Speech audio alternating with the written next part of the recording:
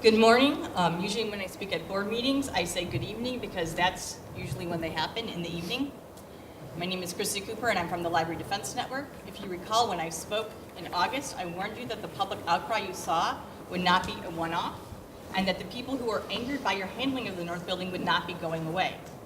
As I'm sure you see now, with the more time that it has passed, the more committed they have become to keeping this building and their numbers are growing.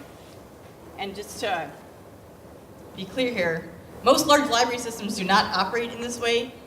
They are not all consolidating their main buildings. This is not a norm in large library systems in any way whatsoever. So everyone here completely understands the financial issues involved. You've yet to demonstrate any significant cost savings with the sale of the building, especially when you look at the current valuation of the building, the cost of consolidating everything to the South Building, and the cost of renting an off-site operations center. The levy you are proposing should help with this. You have the manpower in this room to get people to come out and vote for this, but you need to earn their trust first, and that involves not selling the North Building. And to be clear, no one believes that the North Building was ever just going to be repurposed and not sold. That point was more than driven home by the politically motivated firing of one of your North Building teen librarians on Friday, who had the gall to question why a group of men in suits were wandering around her teen space and refusing to identify themselves, as any teen librarian working in a downtown urban library would. And yes, they were from 3CDC. I don't want to shock anyone or anything here. And Kim Fender, these people may be your bosses, and they gave you a hefty raise, but at the end of the day, you are actively undermining the purpose of public libraries, and you are tainting your own legacy.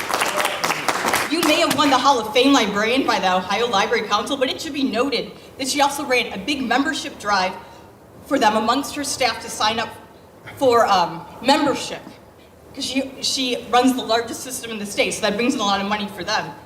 In exchange for signing up, staff got to wear jeans on Fridays. So sometimes bribes can be pretty banal. I'm sure once we uncover, which we will, if there's any money trail between the board, 3CDC, and the original buyer that was in question, the bribe will be significantly higher.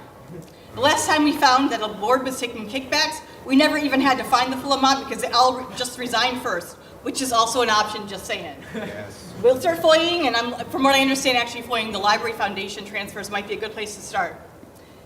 If you were smart as you think you are, you would cut your losses and give up on the plans to close the North Building and not waste $40K in public money on a PR firm that is obviously not very good at what they do. Or maybe they are good, but there just isn't a way to make you all look good within the constraints in which you insist on operating.